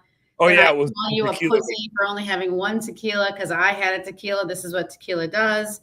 Then I'd force you to have a couple more tequila shots. And then we'd probably be, because the airport's right there, we'd probably be running across the tarmac, see how long it takes to. This is the point. Nope. I disagree with you. That's the point where I'd be like, Katie, we're not fighting that guy. And you'd be like, come on, Dan, we're going to fight his ass. He's a piece of shit. And I'd be like, no, we ain't fighting that guy. And you'd it's be like, you know me. It's like you've been out with me. 100%. It's bad. The red hair. It's the red hair. It's the red hair in the tequila. Really My brother and I wrestle all the time when we drink together, so we're not allowed to drink together anymore. And one time I would not quit because I was wearing a Winnie the Pooh costume. Oh, that's very distracting / I felt like it protected me because it was fluffy and I woke up the next day, I thought I'd been in a car accident. Bruised all over, just kept going. Yeah. People were like begging me, like, please stop. I'm like, no, I got him this time. Just watch. Did you get him? No, I did not. Oh, damn. And he's my brother, so he doesn't stop, right? Like if most people would stop, no. Yeah, if you keep going at your brother, he's gonna be like, Katie, this isn't good for you. But if you keep coming, I'm gonna just keep body slamming you. That's 100%. 100%. Yeah. Yeah. Winnie the Pooh. What? It's inevitable. Yeah, that's right. I'm telling you, I thought it was the greatest. That would be a Winnie the Pooh episode I'd want to see, is where Winnie the Pooh starts getting in wrestling matches. Listen, for Halloween, we should do a show together on Halloween and dress up and go through different. Let's go there. What is your best Halloween costume that you've ever done? One year, it was last minute. I had a huge, like you get like at a fair, like a huge stuffed bear. I've never had an affair, actually. Oh. And I cut the stuffed bear open and I got inside the stuffed bear. So I looked like the stuffed bear. And so I walked around as a stuffed bear. It was pretty awesome because I could sit there in the corner and then start moving. Yeah, you could just play it out. Did you cut some eye holes for yourself, or how did that go? I just popped the eyes out. Yeah, it was literally, I was inside. It was awesome. It was good fun. Like chewing on cotton fuzz the whole time and messing with kids because there was like a what are those things called? Like the haunted house trail, like a haunted trail, I guess, by my brother's house. And so I sat in the haunted trail like just a big stuffed animal, and then we just like that was after a couple tequilas. Yeah, that'll happen. You didn't like hurt any kids, did you? It was bad. It was not a proud moment. I'm starting to realize that there's a trend here, but tequila. Well, you knew that. You addressed that right away. Tequila and you are not best buddies. But I selfishly, I want to be around you when you're drinking tequila. I just want to spectate. This seems like a spectator sport. I think it'd be fun. As long as you hold bail money. So what was your best Halloween costume? One year, I don't remember the inspiration for this, but one year I built a Towley costume. I just manufactured this cardboard thing to go up on my shoulders and be pointed up here, and then had a blue towel in front and blue towel in the back. And I left the arm, I left enough room to get my arms out with just white long underwear on, white gloves, and then glued it the rest of the way. And then I had white long johns and white shoes on, and I was Towley. And then when you're Towley, you're just maybe if I get just a little high. Yeah. So it's walking around doing that all day. It's just there's so many good Towley quotes, and so it was so much fun to be Towley. Anyone listening who's not from Minnesota won't get that. Our costumes have to be warm. You have to dress that's where you long underwear. You have to incorporate that into your thinking. You can't be sexy Towley. You can't be sexy Winnie the Pooh. You have to. But I will tell you, I've never had so many chicks try to dance with me and this was before I was dating Marty. I was a single dude. I've never had so many women try to molest me on a dance floor as when I was Towley. Everybody wanted me to dry them off. Some dudes too. Some dudes too. That's hilarious. But everybody wanted to be a part of Towley. It was a hilarious and I there's good costumes, right? I've had good costumes before, but that was the most fun costume because everybody was oh my God, it's Towley. It was a blast. It's a good time. It was actually, truthfully, I bet I'm 40 now. I bet I was in my under 25. I was somewhere in my low 20s. It was a mic drop. I haven't dressed up for Halloween since. I'm never going to outdo that one. So why the hell would I try? One of my friends, I don't know what it is. I think it got thrown away. One of my friends took a box. You made me think about it. And he had a little curtain you could pull back. Ooh, and when you did, it was Barbie's stripping on the stage. It was hilarious. It was pretty funny. That's pretty interesting. That's pretty interesting. You just carried that. You just had this little box on a cigarette, old cigarette girl or like a candy striper kind of thing. You know, the box was sitting here. And when you opened it up and he had lights in there and everything, and it was just Barbie spinning on the pole. And then he closed the curtains. Little peep show. It was hilarious. There's a lot of ways that could go. That could have been like a dick in a box. That could have been any number of inappropriate things. I got a dick in the box. Yeah. Barbie, though. Yeah. Good for him. Good for him. So I'm bringing it back to business. You ready for this? Yeah. Where for our types of businesses where you're serving a bunch of home service businesses, and you're way more in tune with AI than I am. Where do you see our world going? Like, are you making changes to your business right now? Are you anticipating changes? How does this play out for us? And I think for the sake of our clients, how do we keep adding value? Like, where is the opportunity for us to keep adding value for them so that we can be awesome partners to work with? I think by this time next year, every business, big or small, will have an AI officer. Because you can't just embrace AI. I was just having this conversation tonight. You can't just embrace AI for the sake of embracing AI, because there's legal ramifications, right? Like, you're a bookkeeper. Say you're using a free AI and you load someone's bookkeeping in to do something, to get it to tell you something. Once you do that, if you're not paying for it, you paid for it with your data. So you just loaded all of your customers' data into AI, which theoretically could become a training tool for somebody else. So now someone else might be like, oh, how do I get the best price from my provider? And you've loaded your pricing book in. So for us, like, we won't use any free versions of AI, and every version of AI we use, we make sure that we own the data, or like if it's our client's data, the client retains ownership of their data. How do you do that? This is like Dan being curious, is I'm just starting to use AI. Like, what's the mechanism to kind of protect your intelligence a little bit, or protect your world? If it's free, you're probably paying for it in your data. Like, Facebook is free for you and me to use. You're on Instagram, you're streaming on Instagram. Instagram's free. You're paying for it with your data. It has your information. It has all of this. It knows whoever just came in to watch your show, right? If it's free, you're paying for it with your privacy. Damn it, Andy. I paid for you with my privacy, Andy. I can't believe you did that to me. Okay. So I tell people all the time, if you're using one of those free tools to like listen to your meetings because you love the meeting notes, that data theoretically could be used almost always by the AI company that's doing that listening. We had a great example. A friend of mine who has a company, I won't say who it is so he wasn't get in trouble, but he loaded something in to help with a marketing idea. Later on, came back to that ChatGPT, asked ChatGPT another question and said, oh, like this other, and gave him his own example. Oh, damn. Yeah, and it hadn't been released yet. It was a multi-million-dollar project. So it was he learned a lesson pretty quickly. Yeah. This is what scares me. This is what worries me. Now I'm back off the AI train. I was coming on the train. Val, I'm back off the train. One of my friends posted something about his lawsuit. So I took the whole thing, 300 pages, loaded it into AI, and said, I want to hear it, and give me all, and it gave me all the, just from taking a lawsuit, which is public data, loaded AI, said, show me all the partners that this guy works with. And I got a list of all his partners. So if I was a competitor, I could take that, get all the partners, call them, say, hey, do you know there's a lawsuit pending? You should be my partner instead. I mean, so there's a lot of scary shit there. I wonder if lawyers are going to lose their jobs because like a lot of content is out there.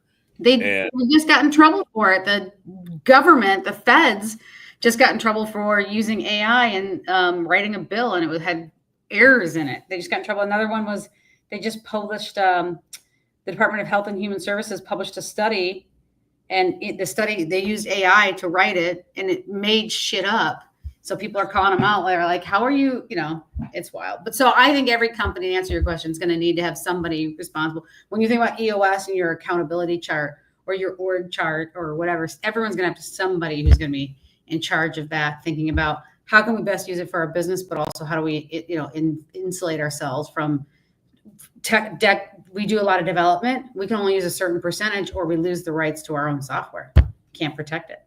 Dan Antonelli at KickCharge made me aware of this. I didn't know this, but if you use AI to build like your logo, you can't protect your logo. I suppose. Yeah. It's free. So there's a lot of, two sides to the coin. I'm back to being scared. I'm scared. No, I mean, like it's the challenge I have between it being a tool and it doing the thinking. Yeah. Right. I think it's still a tool today. It's funny because that's how I describe you. We're aligned. Yeah. I have no arguments, man. Everyone under 40 is like, I don't get that joke. What's that mean? I'm right in here. It means he's skippity toilet for the kids under 40. The kids. It does feel like anybody's under 40 is a kid now. Yeah, skippity toilet. Used to be under 30, and before that, it was under 20. And it kind of follows my age. Yes. It's who kids are. I am the bar, right? Mm-hmm. Which I'm a low bar. We've established that. Like, I am a low bar. So if you're below 40, you're just a kiddo. No, I mean, like, it's super interesting to me, and I'm like along for the ride. I don't like the long-term play out of it. Here's a conversation we got to up in the Boundary Waters not too long ago. I had my buddy Justin Nagel in the canoe with me, and he's a pressure washing dude out in Seattle area. Oh. And he was, and this is like Matrix style logic. There's a lot of steps that get skipped in here, but his I won't even say an argument. His assessment was, if we're on this AI train, it's kind of inevitable. How many tequilas have I had? There's a lot of tequila in this. This is like a 32 ouncer. It's a bit inevitable that we end up in a simulation, like with virtual reality and stuff like that getting more popular. Like we're gonna lean in towards being in simulations. And if we're getting there right now, the chance that we're not already in one is infinitely small. Oh man, we're going there. Like that was his point to me. And I was like, give me another weed gummy quick and let me join on this. Like, what do you got? Mushrooms? You got weed? What are we doing here? Want me to blow your journey. Let me blow your mind. You're not wrong. You're spot on. There's a product where we got a peek at Google called Google Beam. And it takes a 3D hologram of you and beams it into the other person's meeting. So like you and I wouldn't be doing this. We'll be sitting, you can Google it, Google Beam. That's the product name. So like you and I won't be sitting here like this. You'll be sitting like right next to me having your drinks, and I'll be sitting here having my drinks. But for you, I'll be a hologram. For me, it's called Google Beam, dude. Google it. It's nuts. I think it's coming out soon. Hang on, what's it coming out? Google Beam release date. Hang on, let's see when it's coming out. Then we'd be like a news panel. Yeah, it's coming. It said late 2025. What do you think the price for Google Beam is? God, how would they price $25,000. Oh, fuck that. But that's just like, remember when the flat screens came out and like this big and they were like $7,000, and then you could But would Google Beam be like a use for this, or would it be a use for like, oh, you're on the other side of the world, let's get together for a drink. You're like, and I'm seeing you right next to me here. Like, does it work like that, or does it just work on a screen? It's like a hologram. Like in real life, like next to me. You're here with me. Yep. Yeah, hologram of you. And I think the real use of it would be like, think about like HVAC, right? Like Valerie, like she could Google Beam, like she could look into a unit and like see behind the unit. She could actually like see the actual unit. But for me, if you're the one beamed in, you could see it, or you got to be the one physically there to see it. To you, but for me, it's Obi-Wan Kenobi and like Princess Leia. Like, I need your help. The Empire is at stake. Yeah, but it's very Star Wars. You got some time. You got to hit Google Beam. It will, and if you ever see it, you get a chance to see it in person, it will blow your mind. Although I guess maybe that's what they said when TV first came out. Like, whoa. This isn't concerning, but it's astounding. And I'm sure our parents went through the same thing in a bit of a slower pace. But damn, the world my kids are going to grow up in It's just crazy.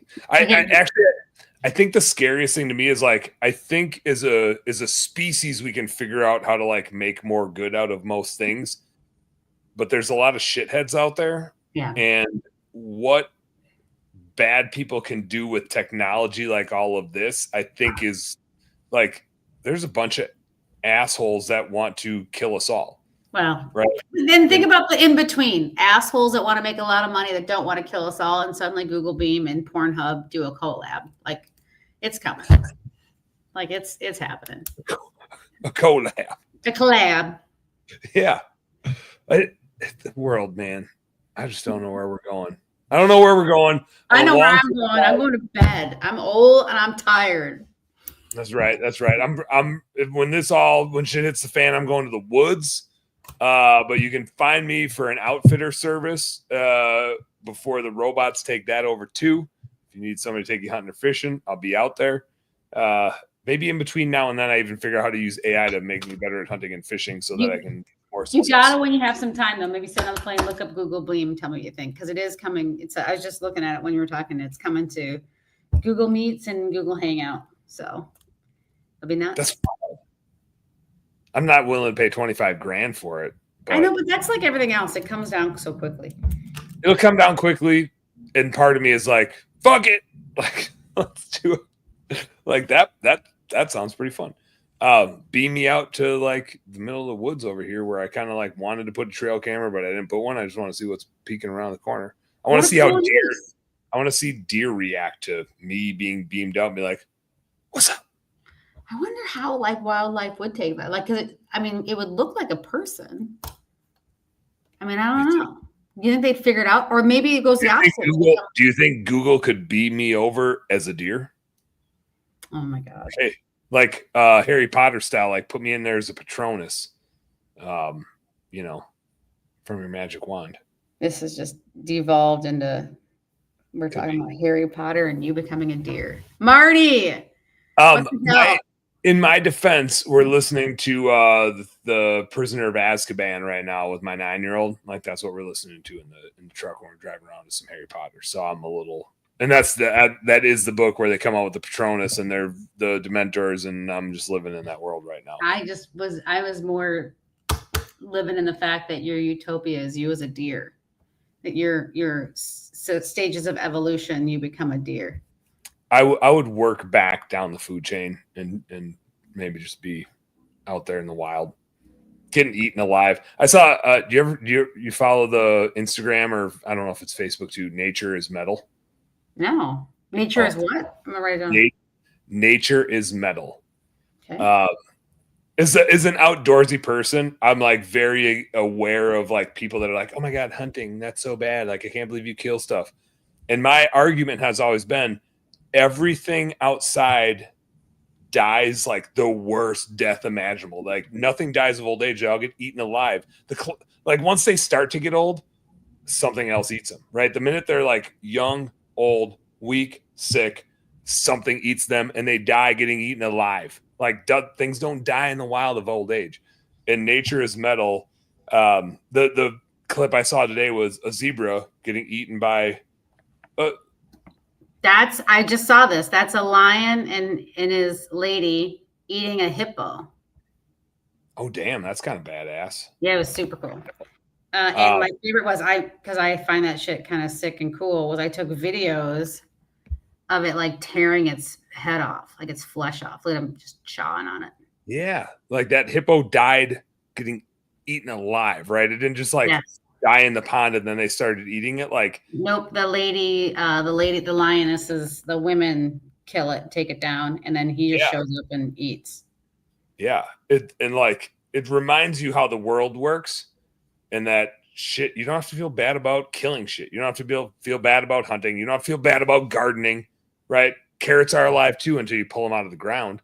Like, everything that you do is killing something else, and that's how the world works. You don't feel bad when you swat a mosquito or kill a fly.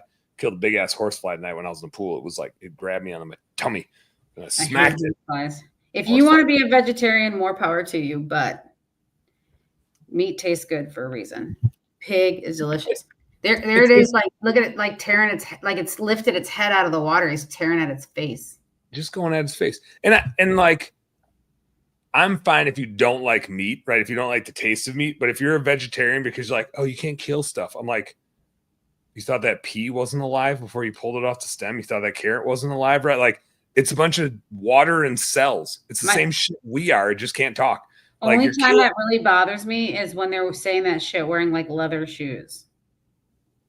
That's the only time. Like, if you want to do you, like, I don't give a shit what you do. You want to be married, not married, one wife, 3 wives, gay, straight, do not care as long as you're not a hypocrite about it. Look at that. Yeah. You got me going through my photos from Africa. That was the elephant. Oh, that's badass. It's super cool. That's really cool. Super badass. But like, that stuff is real to me. Like, AI scares me a little bit. Like, I want to be out there by that stuff. Like, that's as real as it gets. Now, if we are in a simulation, I want to point this out, because if we go back to the world where like you follow that logic and therefore inevitably we are already probably in a simulation, like undoubtedly we're in a simulation. Fucking good job, guys, or whatever you are that made this simulation. Like, you guys did a great job. If they're making this a simulation and we're all in a simulation, like, how do you get points? Like, what? Do you think somebody's playing us? Yeah, right. Like, someone's like, I got the Katie character again. Damn it. Man, she's a wild card. Yeah. I don't know how we get points. I assume, because this is what I want it to be, I assume it's when we help other people with no expectation in return. I was at an event, we'll wrap up here in a second. I was at an event in Raleigh last week. Jimmy Tompkins, Lights for Decorators, lighting industry event. 50 people. And he kind of limits it because he doesn't want it to get much bigger than that. And he pays, it's free. He pays for everything. He, like, besides our hotels and stuff like that, but like all the food, he gives a bunch of stuff away, all the night stuff, whatever. Everything for everybody. And like, part of me as a finance dude is like, Jimmy, what the hell are you doing, man? And the other part of me is like, Jimmy, I don't know. Like, I'm going to tell everybody to use you, right? Yeah. There's so few people that are playing that long of a game that are saying, I will do whatever it takes to help you and teach you and coach you and make sure you have everything you need. You got the right people talking to you. You got the right products and services and everything. I want your business to succeed so bad. I will personally invest tens of thousands of dollars into your success before you even realize that it made a difference. And so I think there's still like people like that out there that are like real, pushing, supporting, helping. So shout out to Jimmy Tompkins. Thanks, Jimmy. I'm out of Mountain Dew, or I would have one for him. I'll pour one out. Some of your pickle juice, good juice. But I like that sort of shit's super cool, and like hard to find. Everybody seems like they're trying to make an instant ROI tomorrow. And they're the first. Everyone's the first one to say, "I'm doing this because I care." Make checks payable too. Yeah. Or I love the you always know when somebody's trying to charge you a lot because they lean on the like, well, if you don't pay, you ain't showing up. Yeah. And I'm like, okay. Or you just want people's money and you're trying to like tell them a story to get them to pay you to give them the same amount of value. But I get it. It's business. You're trying to make money. I get it. You're just making it right now. So that's okay. You could also just say that. Right. Say that. That's my thing. That's what I tell people all the time. I'm like, it's nothing wrong with making money. Yeah. You know, profit isn't just a guy with a long beard and wearing a bathrobe. Like, we all want to make money. I'm a for-profit business. I'm a for-profit business, and that's okay. Just so are you about it. Yeah. Yeah. The deception I don't like. I don't like the deception.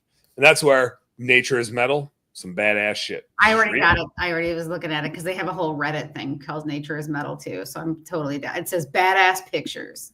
That's you're gonna be up all night just watching some shit eat other shit. My God, the first one is a crocodile with a prized hyena head in its mouth. Fuck. It's badass. It's so badass. The world, man. Oh, I don't know what that is. Good God. Oh. What was the Tracy Morgan character on Saturday Night Live where he had the animals? Damn it, I'm forgetting his character's name. Oh, this was a bad decision. I don't mind the animals eating the animals, But when like the insects have lots of insects, like birthing a bunch of insects, that's just a lot for me. I don't want to think about that. Get back to the animals eating other animals. Oh, that's a sick picture. God, what was the Phelps? Was it Phelps? What was the Tracy Morgan character? Did you ever see that one on SNL?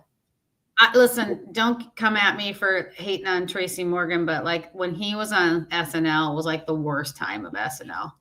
I don't think there was a worse season than like Tracy Morgan's seasons. Except for when he came back for the 50th anniversary special and they had Eddie Murphy pretending to be Tracy Morgan and Tracy Morgan. That was a good one. That was a good one. Yeah. There were certain Tracy Morgan skits that I liked. There were certain ones that he whiffed on, but he did the like the thing where he comes on a show with his animals. But then I forget what the hell his character. There's this thing called Google Tracy Morgan SNL skit.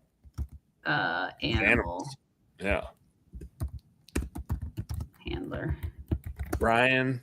Is it Brian? Brian Fellows. Safari Planet. Fellows. I'm Brian Fellows. Yeah, and like the animals would always freak him out, and his like tagline was "Damn nature, you scary," and that's what like nature is metal is like. Oh shit! Like damn nature. That's what's happening. Yeah, it's wild. That's going to haunt my evening, just for the record. Speaking of which, I don't know how the hell we got on this, but let me bring it back because we got to close out the show because you got to go to bed because you're already. I know it's terrible. I feel so bad. I'm like, how do I casually hide that I'm yawning? Now, in my defense, I've been drinking some tequila, so I'm on the upper. You're like coming off your caffeine crash, but we still need to end the episode the same way. I don't remember your answer from the last time, and you probably don't either. So we got a clean slate. So I can go back and remember it, but or fact check us, or they could probably put it into AI and it would know. Can it change too? It can change. It could change. That was months ago. Could be something different. So the closing question is, and I'll probably preface it different now because, I mean, that was like 6-8 months ago, and the world's already changed a shitload since then. So let's assume marketing isn't. This is going to be wildly different than most prefaces, but let's assume marketing doesn't even exist because AI has taken it over. Okay. Like that world for you doesn't exist. So like February. Yeah, okay. Probably early 2026. But you got to do something to make a few bucks and something you're passionate about. You run a business. You like the world is your oyster. You'll go get what you want. And being only fans is not an option, is what you're saying. I didn't say that. I'm like, this is my question to you, but it's your answer. You can decide. But I'm just chalking the field to say AI has taken over the world of marketing, and you need to be out there doing something, running a business, doing a job, whatever you want to do to make a few bucks and do something that you're ultimately going to love to do the rest of your life. If you like woke up tomorrow and that was the world, what would you go do? That's a great question. I don't remember you asking that question, but I was a couple bourbons in. I might have forgotten to. Sometimes I'm a couple bourbons in and I forget to close out the episode. I know. And I have to tell you, I rated my husband's bourbon.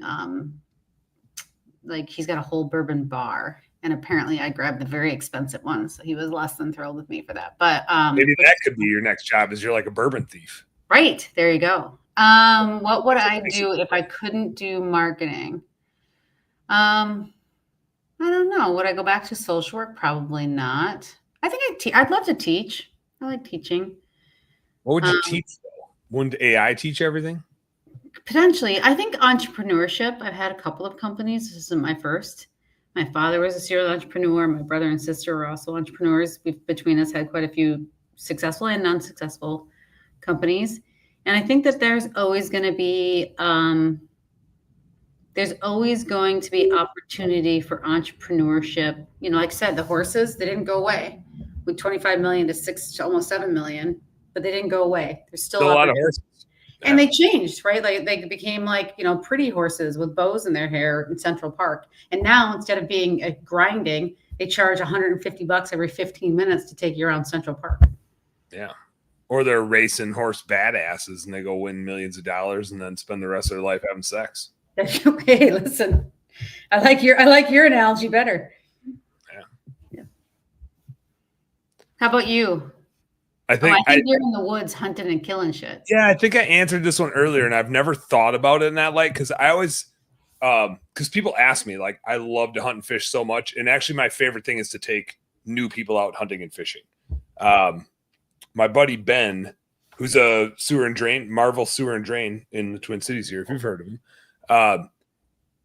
I got him into bow hunting 5 years ago. I'll say, like, met at a work conference in Nashville of all places, but we both were from here.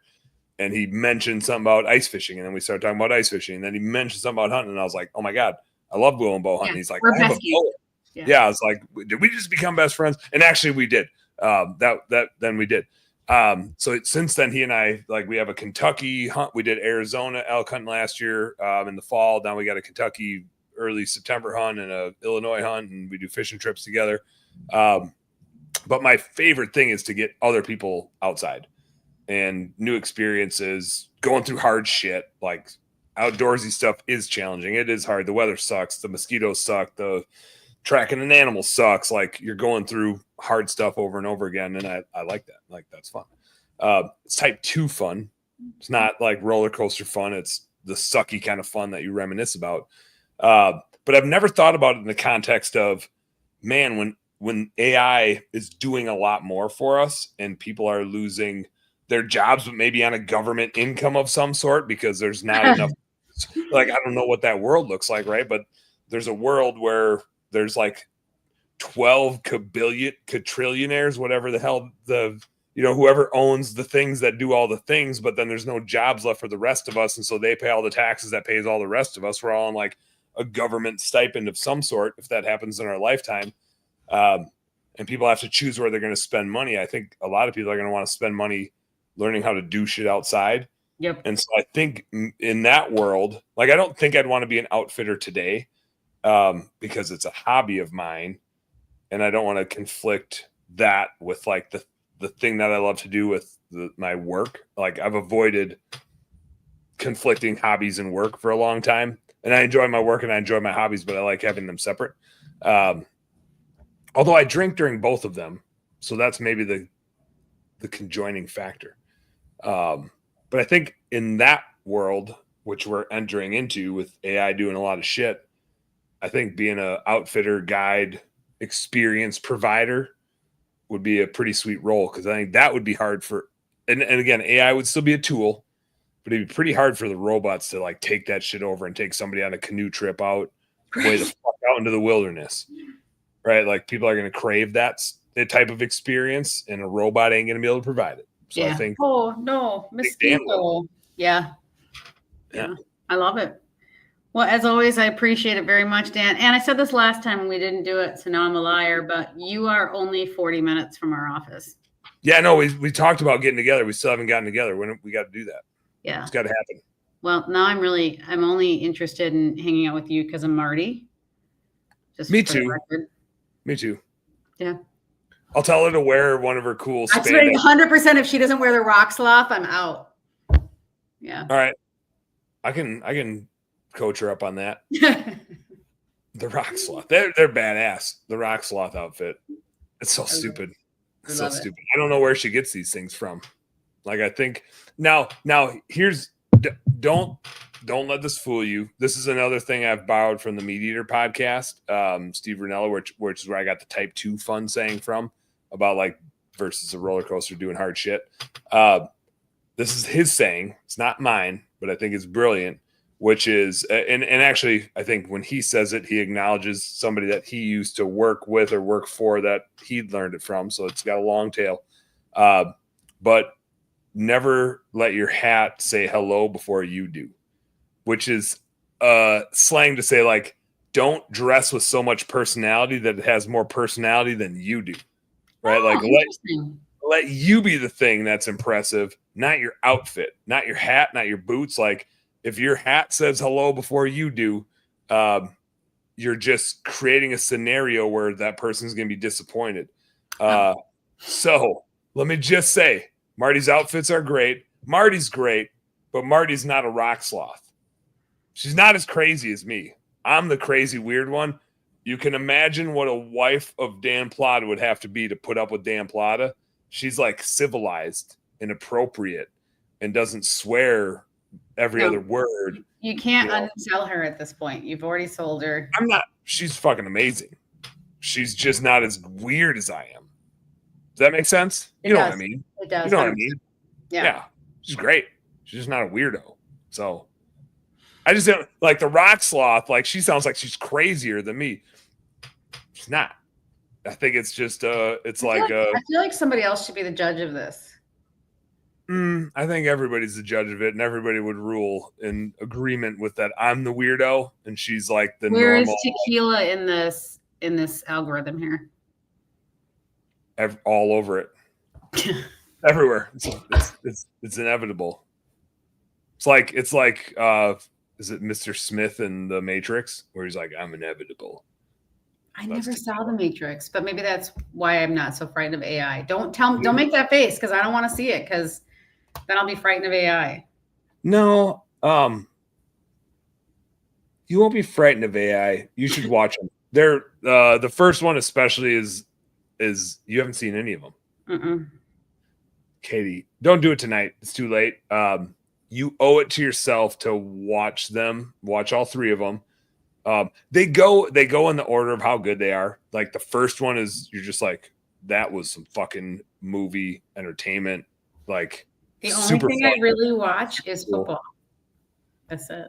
Am I terrible? No, I think your brain would love watching The Matrix. They're just so well done. They're so fun. I'm not like there's no propaganda. The nature is metal rabbit hole. So I think I've got some ground to cover there. I'm not coming to visit you until you watch all three Matrix movies. All three? What if I did one? But that's a good carrot. No, just watch all three of them. Once you watch the first one, you'll be like, oh, I get it. Like it's intelligent entertainment. Like it makes your brain work about what's happening and how the relationships work and how the computers function and all that stuff. The second one will have your brain spinning in a super fun way. The third one, you'll be like, all right, whatever, fucking A, like this, you guys took it too far. But like, you'll appreciate it for what it is. Cause you'll just be like, oh yeah, Dan told me this was going to like take it too far. Jai just said, dude, there's 4 Matrix movies now. Jai, I stopped at 3. Well, once you watch 3 of them, once you watch 3 of them. I might just watch the 4th one just to mess with you. Then when we meet, because I'll know something you won't know. Maybe that's the Matrix. Maybe there isn't a 4th Matrix, but Jai's Matrix has a 4th Matrix. Fuck you, Jai. Jai. Yeah, you're in the wrong simulation, Jai. I just figured it out. I don't remember a 4th Matrix. He must be in a different simulation than me. Damn, that's deep, Katie. All right, Katie, you got to get to bed. I got to get to bed. I got to get on a plane in like 4 hours here. Probably should pack. But I do still have these 2 whiskeys that I haven't tapped into yet, so we'll see what happens. It's a crapshoot. Nobody knows what's going to happen. Katie, you're awesome. Super fun episode, of course. I typed in like one of my favorite guests. I think you might be my favorite guest. These conversations are so much fun. It's just a blast. It's dangerous. Having too much fun. Did Jai just tell you to say that in your ear? Like, don't forget to tell her your favorite guest. Maybe the Matrix did. Maybe it was just like the simulation was like, hey, you should have Katie. But hey, like an hour and 10 minutes ago, this got super weird. I'm just throwing that out there. That's when I thought it started getting good. That's right. Like, oh, good. We're at this level now. This is getting fun. This is fun stuff for me. As a podcast host, we can talk about normal shit anytime. That's right. Like, let's have some fun. Let's have some fun on here. It's happy hour. This isn't home service lessons by Dan Plata. It's home service happy hour. Oh, that's so funny. We're drinking. We're having fun. Well, you were drinking Mountain Dews. Pickle juice. Pickle juice, Mountain Dew. That Mountain Dew did look precisely like pickle juice, which is good. Pickle juice is good for you. It's like hydrating. It's got the electrolytes. You just ruined pickle juice for me. It's one step below Brondo. There's Brondo, and then there's pickle juice, and then there's everything else. I love it. Huge gap, everything else. Yeah. That's what it is. That's how the world works in my simulation. All right, home service homies. Thanks for hanging out. You guys know what to do. Work smarter and harder. Go earn yourself some pride. Don't get too hung up in the AI. If you do, I'll take you hunting or fishing. You get back to the real world or whatever simulation we're in. It'll be great. Katie, let me know when you watch the first 3 Matrix movies, and then we can hang out. But we'll probably, if we get together, we're just going to quote Idiocracy forever and ever and ever. That's fair. 100%. It's going to happen. All right. Thank you, sir. Good night. Enjoy Chicago. Peace out. Bye. See ya.